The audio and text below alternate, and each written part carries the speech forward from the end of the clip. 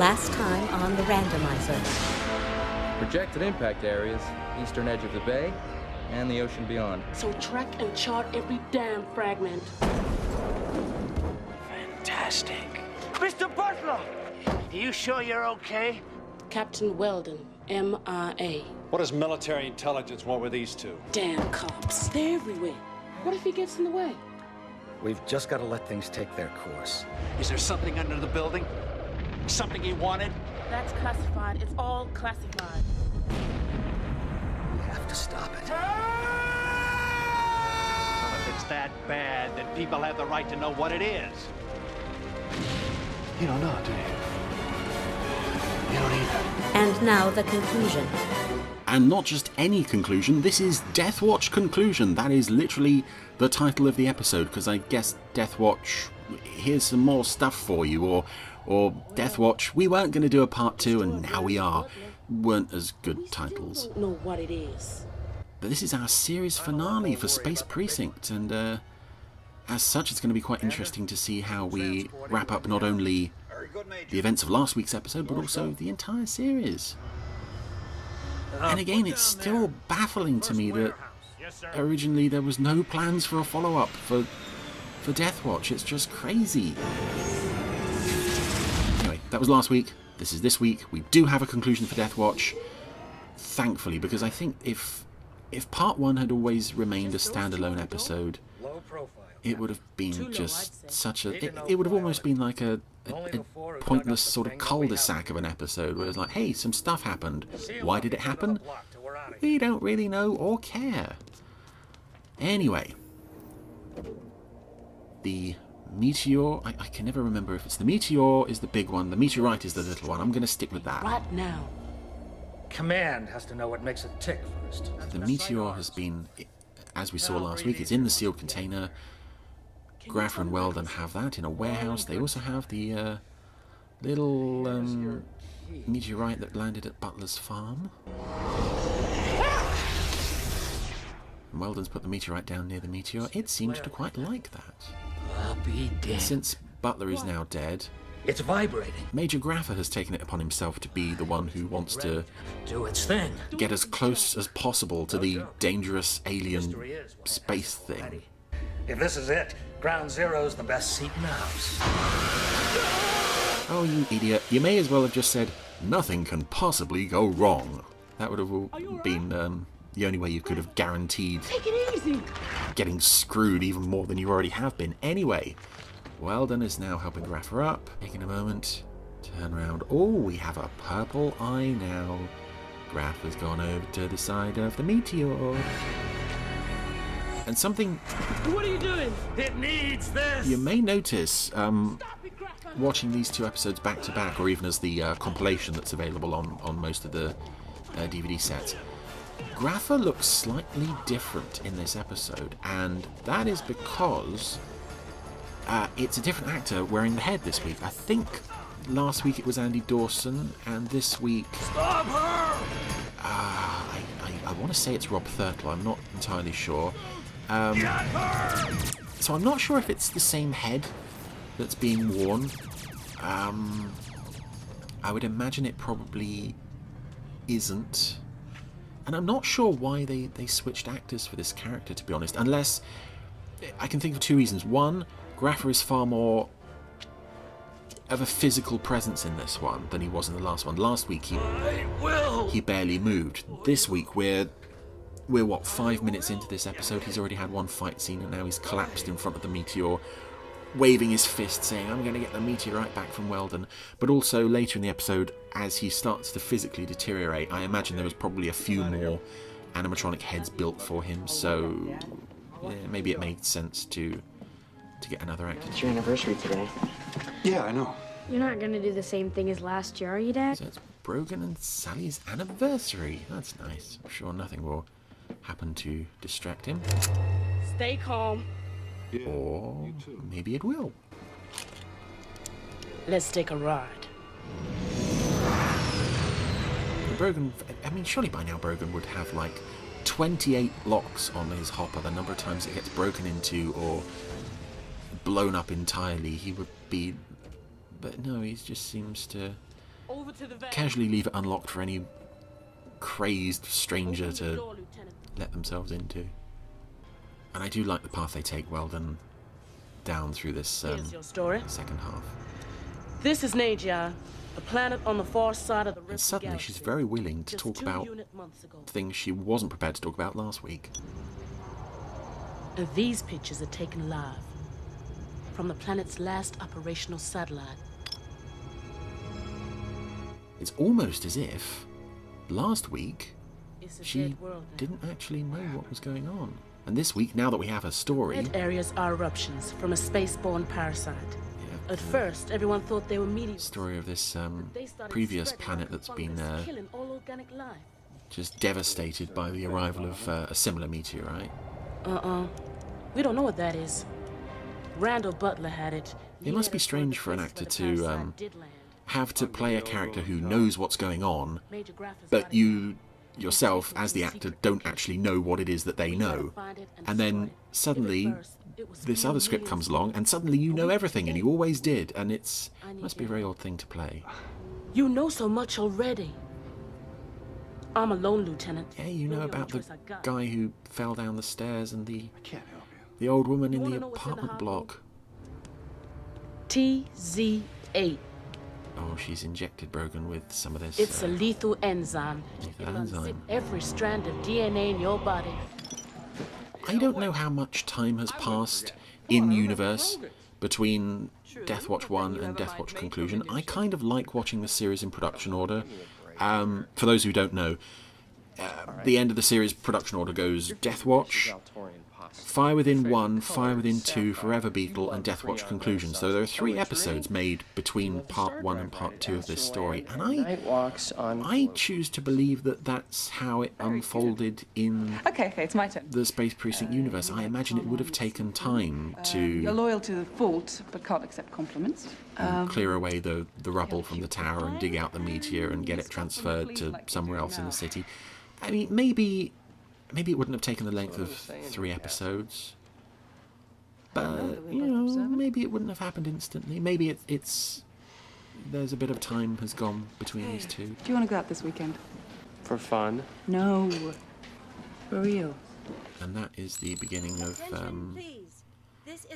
where the Haldane Castle relationship is ultimately going to end up. And it was kind of hinted at in the first episode, the first part, when Haldane was worrying about all those weird flowers and chocolates from her presumably slightly strange brother, who, you know, there's that lovely scene where he's talking to Bertha and he's worried that he's going to lose her. And again, those two moments were never meant to connect, but they do quite well, I think. Yeah, Captain, I got a problem here. She dosed me. What? What'd you hit him with? TZ8, anti-personal enzyme. Oh, no. Oh, that's something else that Carson knows absolutely everything about. And that was our deal. I don't quite know how far Weldon expected to get This'll on deactivate it. the station house, considering she'd already previously visited and everybody knew her. It might just have been better if she'd waited in the hopper, to be honest. The MAA's chief of staff is on his way up to handle it. I'm meeting him in the briefing room. How'd they know? Suddenly I'm a good guy again this week. I don't know what was happening last week. I do apologise, They gentlemen. dug up could take out the whole planet. That's her story, Haldane. It could be a fabrication. Although, yeah, there is a little bit of Podley We're city police. siding with the military in this one, which again is, Yeah, well, neither's the MIA by the looks of it. you know, it makes him look a bit doofy, but also it is part of his job. At least this week there is a justification for why he's not so keen to help Sure. Brogan and Haldane. Give a yell. Okay. So now Took and Carson are doing a very dangerous-ish thing of opening the meteor that infected Butler. Carson is wearing what I think is a redress of a previous costume. It's tried to infect him, but didn't. Meanwhile, Took is completely unprotected except for a sort of gauze barrier type thing that she's scanning the spore through. Oh, I gave away the plot. It's a spore. I'll take custody of Weldon and the meteorite. I'll have them brought up. Let me do it. I feel bad for her. That's quite sweet. Yeah, here on Precinct 88 Station House, Coffee, Major? yeah, more coffee. We feel bad for people, and we're the caring police station. The one that Weldon's after is probably the female, the seed, and you sure as hell don't want this one near it. I know all this by taking the top off the canister, grimacing, and then putting it back A lot of on. pollens hitch rides on other life forms, in this case us. What would they do without Carson? He just knows everything. And I think that's the last we see of Carson. Captain Podley, it's taking too long.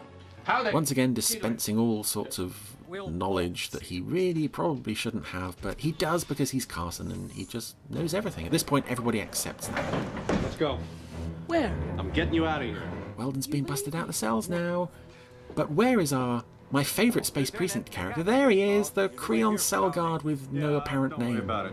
She's my responsibility. Will he get knocked out this week? You can't take her away. Yes, he will! And kicked in the stomach. You lay a hand on another officer and I'm gonna drop. He's never named in the series. You can sort of vaguely make out his name if you zoom in, but I just love that every time that guy appeared, he's being beaten up or locked in his own cell or just humiliated generally. There he is. She's gone. Code 11, officer down, prisoner large. Repeat. Yeah, I choose to believe that Code 11 is Code 11 officer down.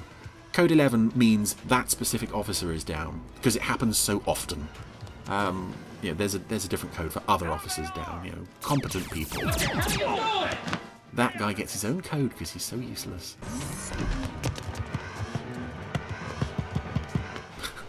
Oh, so yeah, that didn't work for Graffa. He just missed beating Brogan and Weldon to the hangar bay. Brogan just shut the door.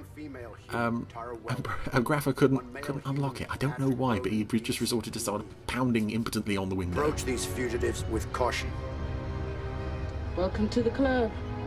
Now, Brogan and Weldon, both on the run with the meteorite. Sal, I can't come home for a while, and you're gonna hear some things about me. Brogan, what's happening? I can't say over the comm. And scenes like this are... I want to celebrate her. It's a really nice dynamic that Ted Shackelford and Nancy Paul had when she wasn't being a just nagging... I love you. ...fishwife.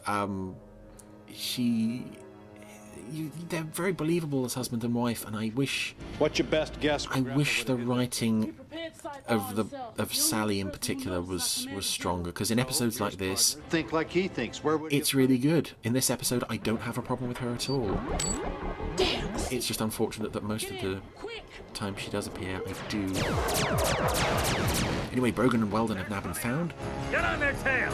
By Graffa in his very small military fighter thingy. There's 3 officers cramped into this tiny little flyer, but it's still powerful enough to do some damage to their stolen van. Fast.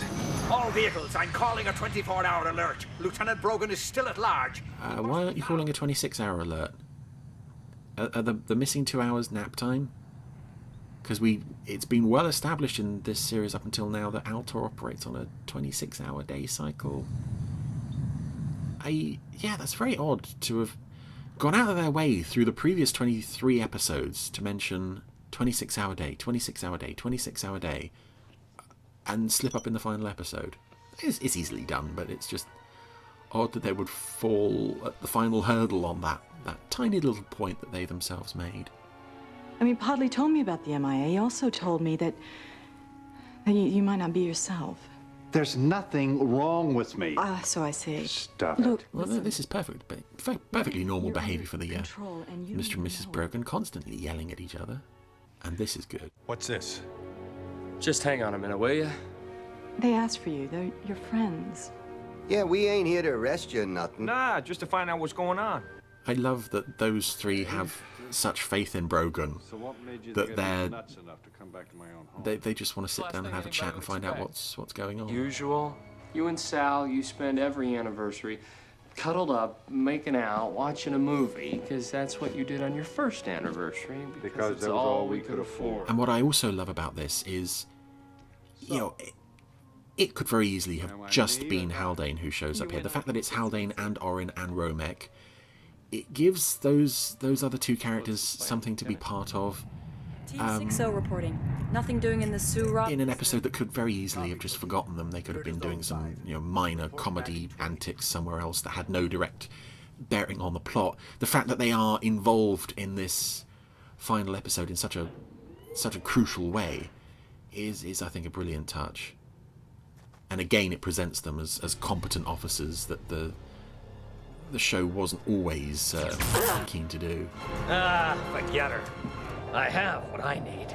Yeah, Weldon Graffa has got the spore thingy stolen from the back of Weldon's van and is taking it out to the former Butler's farm. Did I just give away a twist ending? I think I might have done. Yes, he has built a military bunker on the site of Butler's farm, and in this bunker we have the meteor. Get your things and leave immediately. Yes, sir, but... Get out of here! Also a slightly odd moment that Graffa has turned up with the meteorite, dismissed the 2 technicians on duty, one of whom is Andy Dawson, who played Graffa in part 1. So yeah, this is Graffa. It must have been odd for him to be watching a character that he originated now being played by someone else. And then we also have... Look at that. Andy has now been shot by his former character. It's all very strange. But there's some beautiful lighting going on in this this bunker scene here. The purple glow from the meteor and the meteorite and Graffa's possessed eye. It all looks very sinister, and he looks even more so with that eye patch on. Now, I'm going to press the meteor onto the meteorite. Uh-oh. The Major Graffa animatronic seems a bit more expressive this week too. He's watching the meteor sort of hatch, and spores are appearing all around the bunker walls, and there are roots digging into the floor. It all looks very scary and sinister, and he is properly sort of like, he's in shock, and now it's just like, oh god, what have I done? Far more expressive than last week, I think. It must be a different head. Officers Haldane, Rummick, and Orin are failing to report. Would you have any ideas or information on that, Castle? They've likely gone to hook up with Brogan, sir. Add their names to the dragnet. Captain, they wouldn't turn on us. It's odd that Carson and Tucker are excluded from... In any event, we need to from the teaming up with Brogan thing. I know someone has to be sent out to bring them in, and it kind of makes sense to pit Castle against Haldane. It just seems slightly odd given given the strength of their relationships, that the boys would just disappear without saying anything to the girls. I'd sure like to know what he's been doing. Because it's not like, Castle and Took can't handle themselves in a scrap. They can do just as well as Orin and Romek, I dare say, possibly even better. Farmers in the Tri-Valley are concerned about... And I remember in the fine publication of Space Precinct Unmasked, the book by some fellow who was attached to this series, he played Orin, and he says he doesn't actually remember filming this scene at all. It starts with Orin bathing his face in water at the start of the day. He doesn't remember filming this. We know how to find the thing now. Does he remember any part of this episode? Richard James, do you remember any part of this episode? Were you there? Stay low until you get to the Oh dear. Big starring Orin moment of splashing water on your face. Another kind of heat I'm worried about. The dead plant life will be starting to rot, emitting heat. And they seem to have slightly... It's an exact picture of the affected area. Revamped the military van interior for this episode. They've got rid of all the calculators. It's rather a shame. Unless it's a different vehicle. Anyway, meanwhile inside... Graffa is... covered in sores and blisters. Also some tears on his uniform, which I'm not sure how that happened. Scramble the cruiser. Because he... I don't know, unless his body's giving off like intense heat or something as he rots and he's burning holes in his uniform. Doesn't really make sense otherwise. We're directly above the epicenter. Right. Check the land register, see who owns it. Yeah, it's coming up now. Oh, and that shot of the land registry list going by, it was too quick to spot anything. But I know that if you pause it and watch it frame by frame, there are some interesting little joke names in there that they sometimes like to do in the show. I think there was a mention of Trumpton. I could be wrong. You want him? You got him. This sequence has never sat right with me either. Brogan and Haldane have just shot down the military cruiser. It's a gorgeous looking shot of the cruiser falling out of the sky with the sun behind it and crashing and exploding. But, like I said, next time I shoot back. It just feels more like material for an advert break cliffhanger, because on board that military jet were military officers just doing their job. And I know they were out to shoot Brogan and Haldane down at any cost, but at the same time, they weren't baddies on that cruiser, and we arrest them. Brogan and Haldane treated them as if they were. Right. Yeah, slightly dodgy character moment there from Brogan.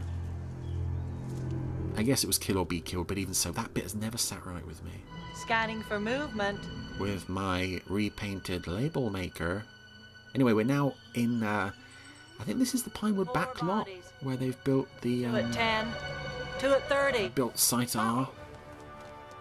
And it's so nice to get out on location in this show, which they rarely did. It looks like it was a nice day as well, which... We're all set here. Must have been a relief. They made us! Hold back! I thought you'd never ask.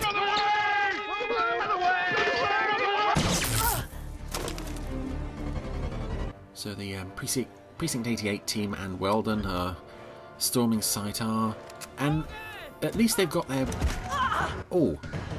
So they've got their weapons on stun, so Brogan shot the female guard, but as she went to grab her weapon, she started to recover, and Haldane just kicked her in the face. Yay, our heroes. What the? Captain Pudley, Commander. I'm going to do something good for once. I've had a couple of off episodes, but now I'm going to come back and I'm gonna be the good guy I always am. What's on your mind? Major Graffa's on my mind. My very best people have broken ranks to help Weldon. Help Weldon. Now, doesn't that bother you? And this military general commander, whatever he is. This is another actor from Space Precinct who actually previously appeared in UFO. This is Burnell Tucker, who was in... We have to kill them all. He was in Ordeal. He was a shadow, just a shadow operative who was visiting the health spa in Ordeal, and he was also the pilot of the, I think it was the Albatross, the seaplane, shadow seaplane in Subsmash. And I like that there are enough old faces from UFO and Space 1999 that turned up in Space Precinct. I like to think that the casting director would have seen an old Jerry Anderson show on their CV and thought, okay, that's it, you're in.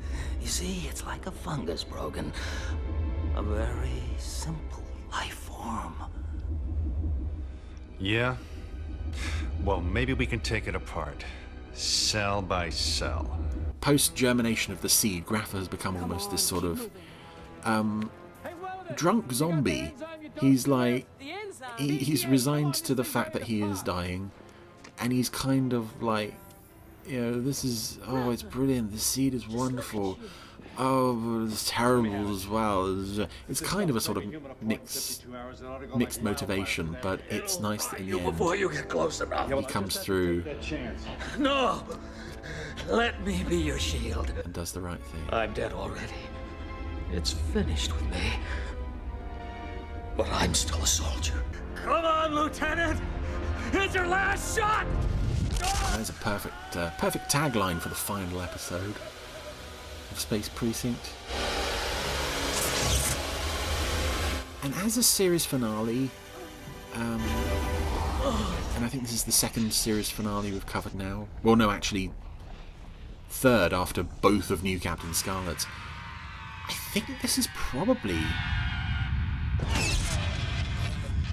probably tied with Grey Skulls for my favourite Anderson series finale, because again it ends.